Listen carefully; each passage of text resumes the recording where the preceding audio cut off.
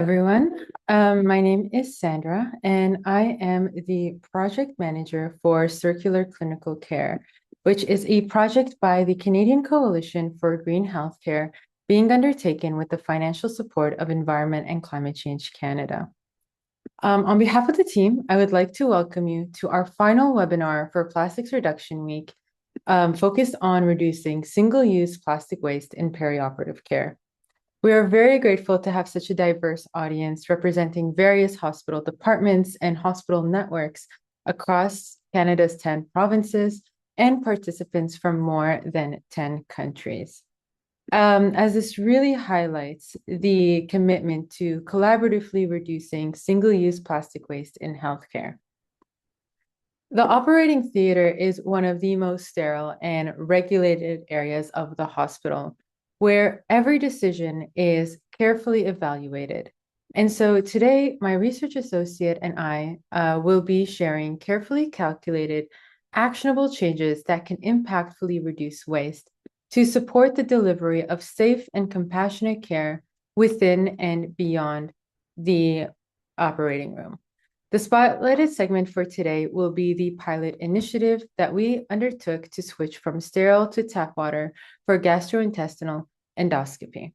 And so we welcome your ideas and questions through the chat and the Q&A function today. So as a project manager, I like to start by defining the problem, defining what plastic is, because these synthetic materials are everywhere. Why? Because plastic is such a broad umbrella term that the diversity of what their polymer composition is allows them to be versatile so that they can be shaped, sterilized, and used safely across a vast range of clinical tasks. Plus, plastic itself is a low-cost material. And the effect of all of this is compounded when we actually look at the history of clinical practice.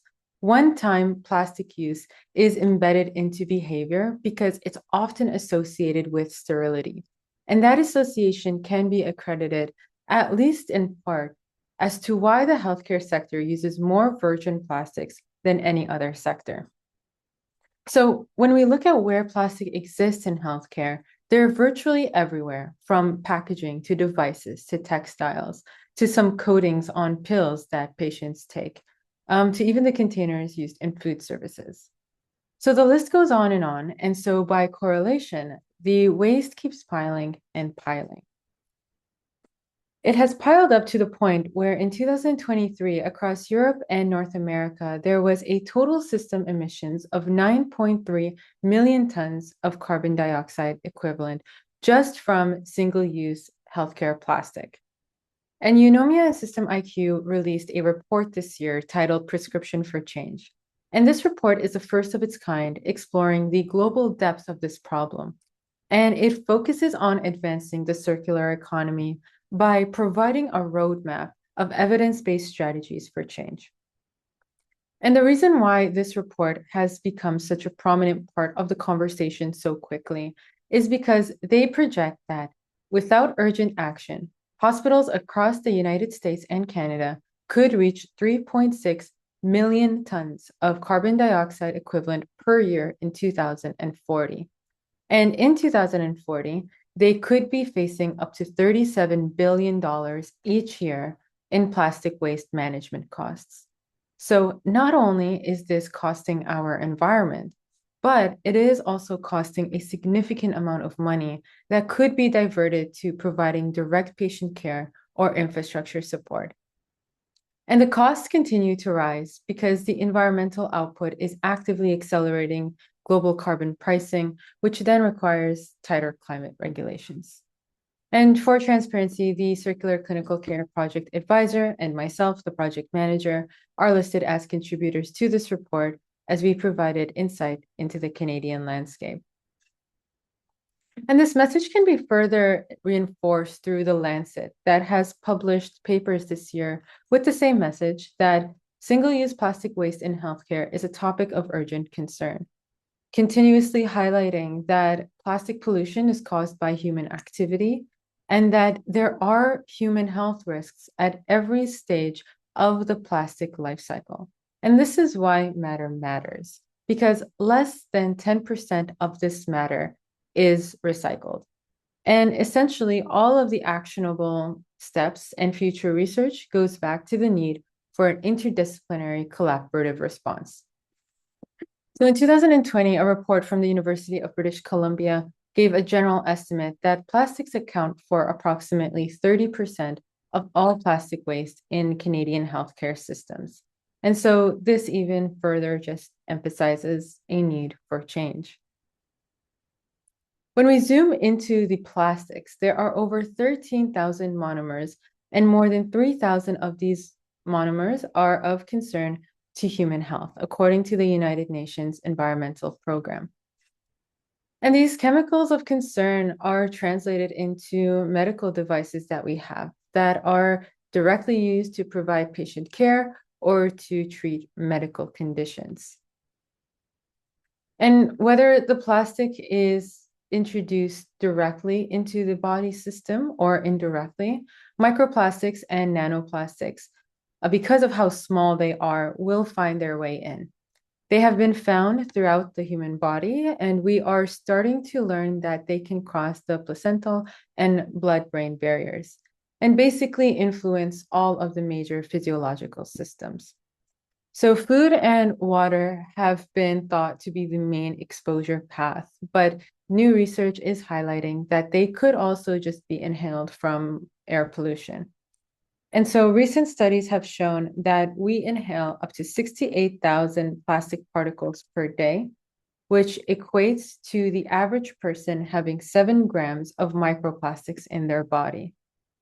So when we multiply 7 grams by Canada's population, which was estimated at 41.4 million people in 2024, the math shows us that the human bodies of the people living in Canada are essentially acting as vessels that are carrying a combined weight of 290,000 kilograms of microplastics. And so all of this is why we need to take action. And recognizing that problem led to the launch of the Circular Clinical Care Project, which is a 3-year project being undertaken with the financial support of Environment and Climate Change Canada. And we are aiming to reduce single-use plastic waste in the healthcare sector across 4 areas identified as hotspots, which align with the themes of Plastic Reduction Week. And we have 3 partners. Our pilot partner is Hamilton Health Sciences, or HHS, which is a network of hospitals in Hamilton, Ontario. And it is the only hospital system in Ontario that cares for all ages, from pre-birth to end of life. And they are a world-renowned hospital for healthcare research, which is correlated to their collaborative relationship with McMaster University, especially with the School of Medicine, which is a full project-long partner of the Circular Clinical Care Project. Within the School of Medicine, we have partnered with McMaster University's postgraduate medical education, and we collaborate with medical residents. Just for clarity, a medical resident has their MD, so they are doctors, but now they are training into their specialty. And so we collaborate with the residents to implement quality improvement projects. And we also have a project-long relationship with Peach Health Ontario, which is a collaborative group based in McMaster University, but their work spans across Ontario. And in terms of this project, they support our knowledge translation work. And at this point, we are 12 months into the project, and we are starting to transition to a national campaign. And perioperative care is a hotspot category that we have spent a considerable amount of time on so far. Reflecting back to Monday's theme of opportunities, we showcased our repository that currently includes about 52 single-use plastic reduction opportunities across perioperative care. Ideas in this category are informed by clinical workflows, by research evidence, and global health system examples. The yellow highlighted items represent initiatives with frequent use, high reduction potential, or early success elsewhere. And so we'll be exploring a few of these today, including bringing your own bag for day surgery, using tap water for low risk and non-sterile gastrointestinal endoscopy, reusable breathing circuits, and blue wraps. And each of these initiatives are impactful in their own way. So, starting with the Bring Your Own Reusable Bag for Day Surgery. This is an initiative that is already implemented at various hospitals. At our pilot site, Hamilton Health Sciences, it was implemented years before this project started. When we evaluate the impact of this initiative in terms of plastic reduction, the numerical value of kilograms saved from landfill is not as substantial as the other initiatives that we will explore today. However, the qualitative impact is very notable. This initiative has a lot of value in terms of culture shift because it's quite simple to train staff for its implementation, because it generally just involves adjusting the script to tell patients to bring a reusable bag that they already own. And then when they come in with their bags, you just label it with their name, or if you have lockers, that's even easier. So there's no real disruption to workflow, but it does get staff thinking about sustainability. And it acknowledges that sustainability isn't always hard to implement or expensive. On the contrary, this initiative shows that little actions like staff bringing 2 plastic bags per patient, one for their shoes, one for their clothes, multiple times a day, add up to thousands and thousands of bags per year. On the other hand, this is an initiative that also directly engages with patients, and it can be a way to publicly start conversations about sustainability and highlight the facility's commitment to sustainability. This past February to August, I was the supervisor for a Dutch master's student studying behavior change at a university in the Netherlands who came across our project website. And long story short, she came to Hamilton, Canada, and researched the most effective messaging to present to patients to encourage behavior change through a survey at 2 HHS hospitals, testing various ways to present the messaging for the Bring Your Own Reusable Bag initiative to patients. And then she conducted a statistical test and found that if patients are aware of the effects of bringing a bag, they have a positive attitude towards this initiative. Along with that, if they perceived bringing a bag as an easy task to complete, then they have a higher intention to bring a reusable bag. So conversely, a higher intention increases the likelihood that patients will actually bring a reusable bag to the hospital. And so it's a positive behavior change. And so that messaging has been edited at our pilot site, and we are just waiting to collect data to see the impact of this change.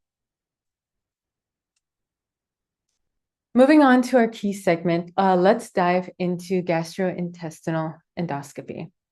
This is a collaborative pilot project between Hamilton Health Sciences, McMaster University's postgraduate medical education program, and the Canadian Coalition for Green Healthcare, which is about switching away from using sterile water that comes in plastic 1-liter bottles and switching to using potable tap water, which is tap water that is safe to drink in gastrointestinal endoscopy procedures. Why do we want to do this? Because these are non-sterile procedures where the endoscopes do not go anywhere that the glass of water that you just drank would not go. And what's great about this initiative is that we have mentors. Before the 1980s, tap water was the standard. Then there was a switch to using sterile water due to a study that some questioned the accuracy of their claims in the 1980s, but out of caution, sterile water became the new standard. And over the past 35 years, more and more research is showing that tap water is just as safe as sterile water for many of these endo procedures for the majority of patient cases. Plus, when there are supply chain shortages, tap water is often used. And so the way that I understand the history is that the team at St. Paul's Hospital in Vancouver switched over to tap water in 2023. Then 2 years later, the Ottawa Hospital switched to using tap water. And about 6 months after that, St. Joe's Hamilton and hospitals a part of Hamilton Health Sciences also switched to the pilot of using tap water. And so the switch at St. Joe's Hamilton and HHS is led by Dr. Megan Burke, who is a surgical resident at McMaster University's postgraduate medical education program. And she helped lead this change across the hospitals and communicates on behalf of the teams in Vancouver and Ottawa, on our behalf to the teams in Vancouver and Ottawa.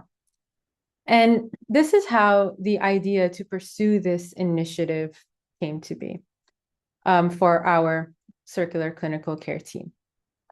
So we established the idea. Now, who do we need to have involved to make this possible in Hamilton?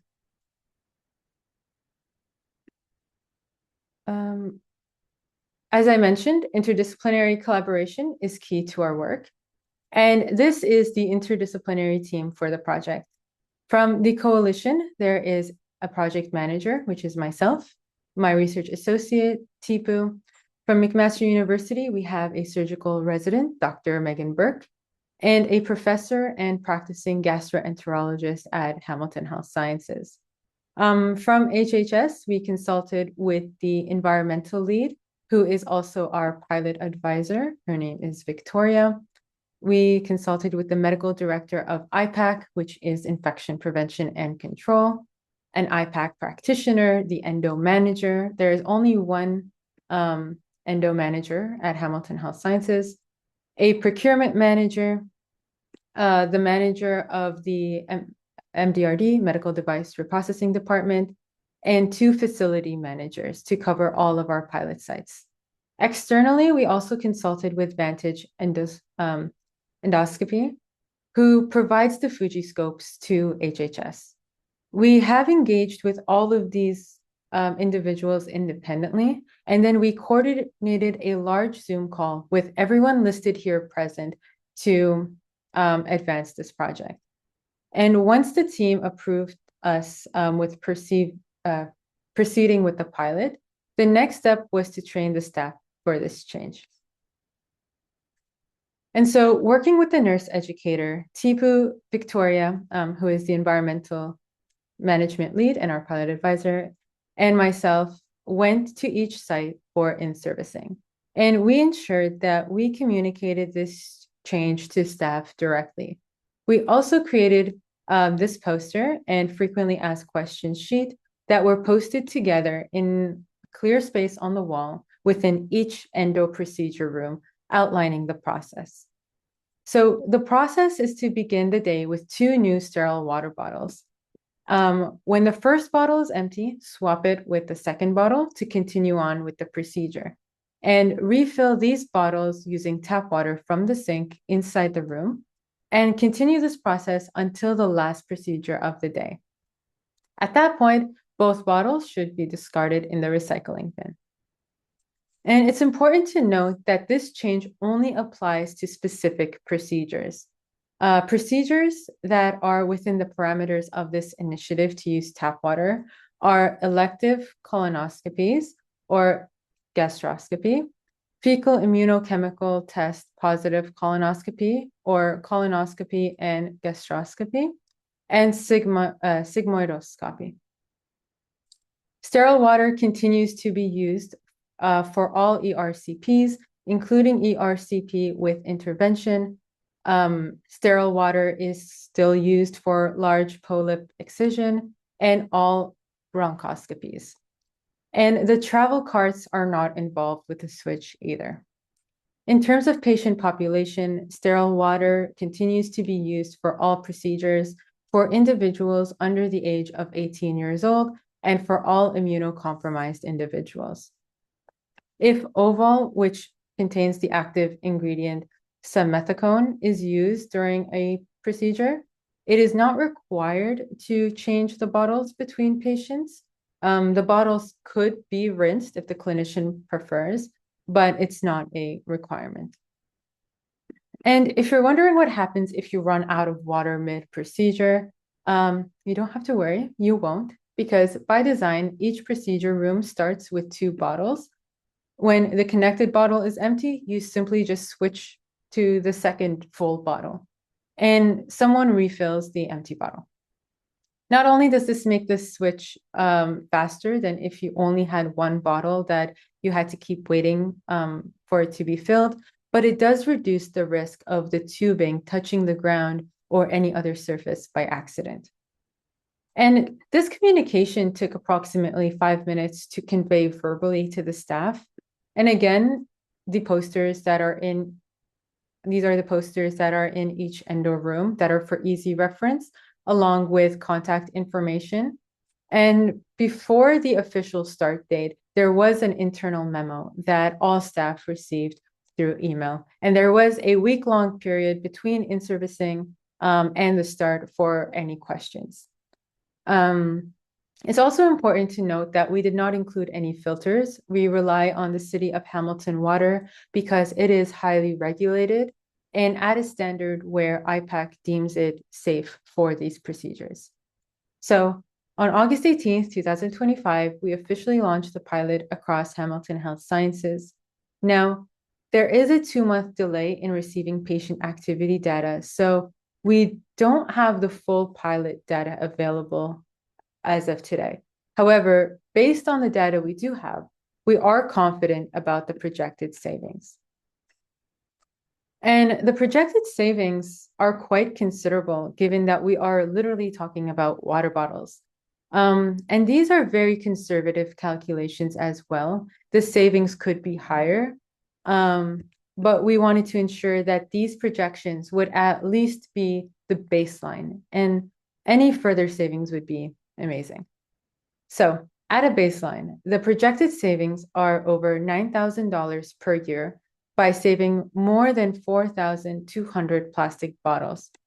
And the best environmental part of this initiative is that by using tap water, we are completely cutting out the supply chain process of procuring these 4,200 bottles. And this is cutting out 1,050 kilograms of carbon dioxide equivalent just from manufacturing.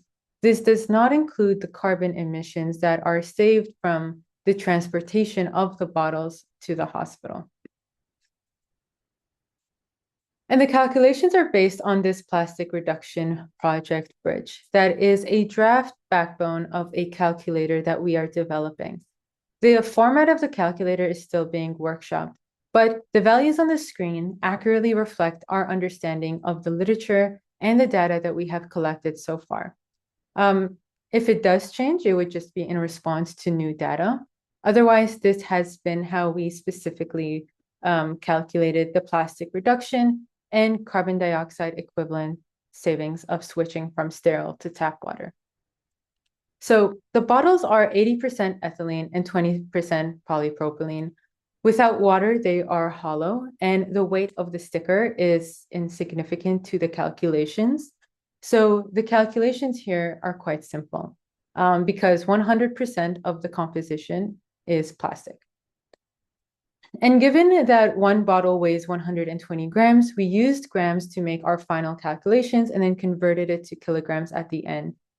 In terms of greenhouse gas reduction, the scope of the Circular Clinical Care Project is to focus on plastic reduction, which is why it is not as heavily emphasized in this calculator, like as we did for the bottles, where we found the exact types of plastics and the percentage of their composition and integrated that into our calculations. However, we do acknowledge that it is an important part of the conversation. And so we estimate that greenhouse gas reduction estimate per bottle is 163.2 grams of CO2e, which excludes the water production process to fill the bottles. Through Dr. Burke's survey, we also collected more qualitative data and found that of the 39 total respondents, 95% rated the new process as satisfactory. 92% said that there were no issues with the process change, and 98% of staff felt positive about being a part of the sustainability initiative. So overall, 33 out of 39 respondents were satisfied and encouraged by the change. And only 6 individuals out of the 39 had a comment that questioned the tap water quality or expressed questions about bacteria. During the in-servicing, we also did emphasize like that if at any point the clinician prefers sterile water for that patient, the sterile water will always be available in the room. But regardless, in response to these 6 survey comments, we did bring these concerns to IPAC, and there was no concern from them. Instead, suggesting that we re-verify with Vantage if there were scope concerns. And so Victoria contacted the rep from Vantage, who confirmed that there were no concerns, but to check the IFU, which stands for instructions for use. So check the IFU just to be sure. And so we checked. Fuji's procedure IFU did not require sterile water. However, the Fuji reprocessing IFU does indicate sterile water. And that is already followed by HHS. This project consulted with MDRD for their input, but it had no impact to MDRD at all. And our team also contacted the Canadian Association of Gastroenterologists to explore the landscape. And from our understanding, they are exploring policy changes, but it is unclear if they are going to move in the direction of tap water or sterile water. Our team is not sure about that direction. So it is possible that they recommend a policy for sterile water during procedures. And it is also important to note that the Standards Council of Canada, the CSA, currently does recommend sterile water.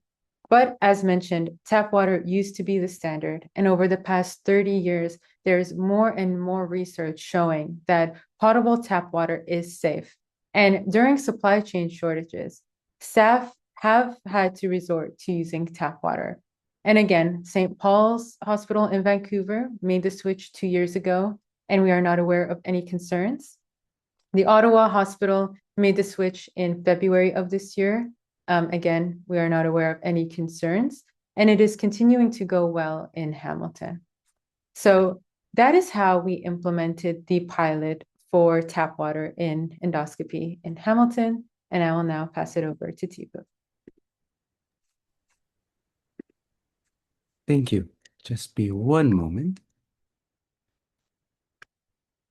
All right, and hello everyone. It's a pleasure to meet you all. My name is Tipu, and I am a research associate at the Coalition.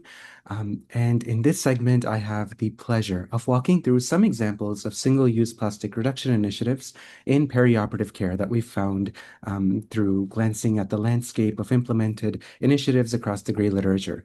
We'll cover reusable anesthesia breathing circuits, followed by blue wrap repurposing, and opportunities for cross-sectoral waste management, and then we'll conclude with a bridge to initiatives that overlap with perioperative care from our segment this week on textiles. Starting with reuse opportunities in anesthesia. Across Canada, throughout the gray literature, there are several examples of successful implementation with reusable equipment within anesthesia breathing circuits. On this slide, I've highlighted 3 of those examples, which include North York General Hospital, University Health Network, and St. Mary's Hospital in Quebec. We also have general position statements from national and provincial organizations that help us to build momentum and to build on that momentum. Both the Ontario Anesthesiologists section of the Ontario Medical Association and the Canadian Anesthesiologists Society have published statements that encourage sustainability in perioperative care. And through our research, I have found that Cascades certainly shines for their contributions in documenting initiatives like the one that we will discuss from North York General and helping pave the way for future adoption. Now, before delving into these, I just wanted to be super transparent that the sites and teams are the champions of each of these showcased initiatives, which we observed through a scan of the gray literature, and that all of these initiatives meaningfully depict single-use plastic reduction opportunities. One of the clearest and most inspiring examples of reusable breathing circuit implementation in Ontario comes from North York General Hospital. North York has a successful reprocessing program that stems from clinical knowledge that dates back nearly 2 decades. In collaboration with Cascades, they also produced a short video that walks through their process. And their implementation model is rooted in practical plastics reduction. They reuse key components of the anesthetic breathing circuit, like the tubing, reservoir bag, and Y piece. These are reprocessed in-house using specialized washer disinfectors and dryers. At the process level, each day before surgeries begin, the anesthesia technician or assistant replaces the circuits while filters remain single use. The breathing circuits themselves last an average of about a year, which significantly reduces both waste and costs. This success involved the clinical teams, managers, anesthesia assistants, and OR leadership. They all had a hand in designing and maintaining this brilliant workflow. Their efforts also extended beyond circuits. North York General transitioned into a full set of reusable laryngeal mask airways, or LMAs, and switched to reusable anesthesia face masks, both of which are hotspots of OR plastic waste. And the meaningful impact that resulted was great: an annual waste reduction of 12,000 disposable breathing circuits. The move to reusable LMAs eliminated the need for 350 to 500 single-use LMAs per month, and the reusable face masks have removed 600 to 700 kilograms of single-use plastic from the system each year. And here's something that's truly amazing. Instead of throwing away the surplus disposable masks, post-switch, North York actually donated over 2,500 unused face masks to overseas surgical missions, connecting this local sustainability initiative to global health equity. And their publications emphasize and validate what I have found time and time again across my research, that none of this could have been accomplished without strong cross-team collaboration between MDRD, nursing, perioperative leadership, support staff, and anesthesia clinicians. An innovative circuit reuse model also comes from University Health Network, where two major hospitals, Toronto General and Toronto Western, launched a shift away from single-use anesthesia breathing circuits in late 2024. UHN implemented the Silver Knight system, which uses breathing circuits designed for up to 7 days of continuous use rather than being discarded after every case. What makes these circuits particularly notable is their built-in antimicrobial protection using silver ions. And so these circuits do not require full sterilization between cases. Instead, UHN's infection prevention and control protocols involve a quick wipe down with Cavi wipes, making the system more efficient and less labor intensive. From a cost and sustainability standpoint, between Toronto General and Toronto Western, UHN in these articles reports approximate savings of over $100,000 per year in circuit-related costs. And beyond the OR, the team is working to expand this approach in other departments like cath lab, MRI, and others, expanding the impact system-wide. And finally, at St. Mary's Hospital in Montreal, part of the Integrated University Health and Social Services Centers, that's the network, in response to concerns about plastic waste and the environmental burden of single-use medical devices, their anesthesia team led a shift to reusable breathing circuits with antimicrobial coatings. And this program began at St. Mary's and has since been scaled across all three hospitals in the CIU-SSS network, showing, and I really want to point out that once piloted successfully, initiatives have good scaling potential. Of course, taking for granted MDRD capacity and other facility level dynamics allow. This initiative was a collaborative effort with anesthesia working closely with other departments, and the team has seen a measurable reduction in plastic waste that can be scaled to other facilities as depicted on this slide. Next, let's discuss pathways for circularity with Blue Wrap. Blue Wrap is a polypropylene-based wrapping used in most operating rooms to keep surgical instruments sterile. Because of its widespread use, it contributes significantly to overall hospital waste And in one major hospital system, according to the academic literature, in an article based on the US, blue wrap in 2015 was estimated to account for approximately one-fifth of all waste generated within the operating room and about 5% of total hospital waste overall. And it continues to be a hotspot for waste in the OR. Now, blue wrap is not biodegradable, but it does come out of sterilization and remains clean. And so the literature describes this material as one that can be reused or safely melted down and reformed into plastic pellets. In fact, studies suggest that there is a growing resale market when it comes to blue wrap that is collected and reprocessed and sold to manufacturers as raw material for new plastic products, though life cycle analyses do show that recycling is not as environmentally beneficial as is reusing. Blue wrap is essential for instrument sterilization, and another pathway for reuse stems from its composition and reprocessability, if you will, which makes blue wrap a good candidate for reuse pathways and repurposing pathways. And an example we see is from UHN's Toronto General and Toronto Western hospitals, where blue wrap added up to an estimated 60 to 70 bags per cycle, and the cycle interval isn't defined, but with each bag weighing up to 20 pounds, it amounted to about 635 kilograms of plastic waste. And rather than sending all of this to landfills, the team launched a repurposing initiative rooted in circular economy thinking. Working with partners and UHN's internal materials exchange program, they begin donating clean post-use blue wrap that was reprocessed and safe to community organizations. Their first major donation was about 60 bags to the Scadding Court Community Center, where the material was used for sewing workshops. And in early 2022, another 20 bags were donated to the Bloor Improvement Group, which found a particularly innovative use case. The blue wrap here was repurposed as thermal insulation for community art spaces, and thanks to its moisture resistance and thermal properties, it was able to substitute for traditional insulation.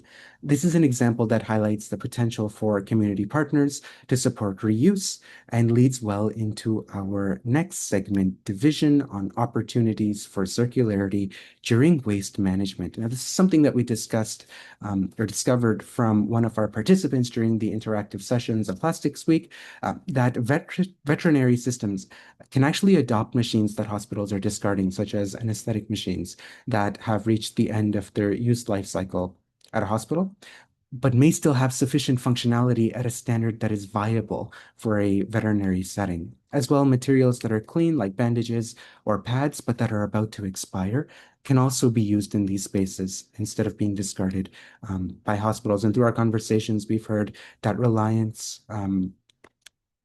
variation on sterility guarantees allows for more flexibility in this space, and exploring this space reveals that we can reduce plastic waste not only by reducing the use itself or reusing internally, but also through diverting waste from landfills to prolong the life cycle of these items.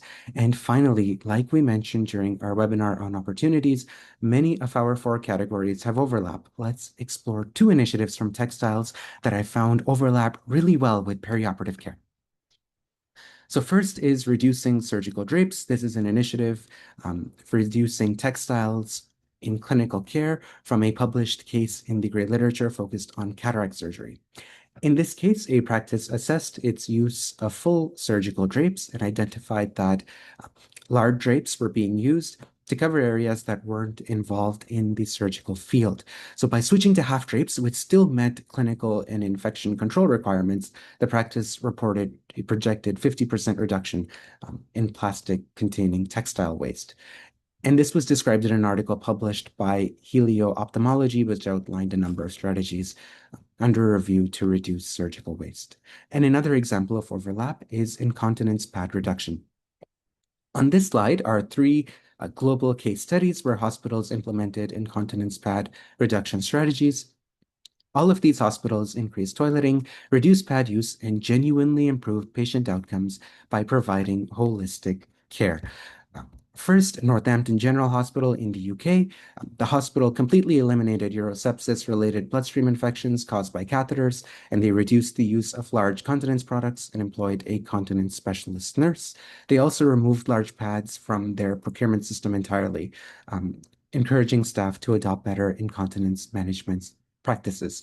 At the Grace Western Hospital in Swindon, the team noticed an overuse of incontinence pads, whereby sometimes multiple pads were being used at once, even for continent patients. Their intervention focused on staff training, and as a result, they saw a reduction in bed sores, improved patient dignity and mobility, and had a 27% decrease in incontinence pad spending over a 1 year period. Lastly, and the largest box on the slide, Clontarf Hospital in Ireland. The team implemented a comprehensive continence improvement program involving screening, staff training, bladder training, physiotherapy, and dietary changes. And amazingly, 47% of patients that were admitted with incontinence regained bladder control by discharge. And the hospital reported saving over 17,000 Canadian dollars in equivalents, in direct product costs. Now, I recognize that's not a lot of procurement savings, but these costs do not account for the procedure level savings from treating infections or the savings from early discharge. They also saw reductions in incontinence-related dermatitis and pressure ulcers. These examples demonstrate that thoughtful processes and changes can lead to safer, more dignified patient care while also reducing the environmental impacts and costs. And we quantify these costs within our business cases and case studies.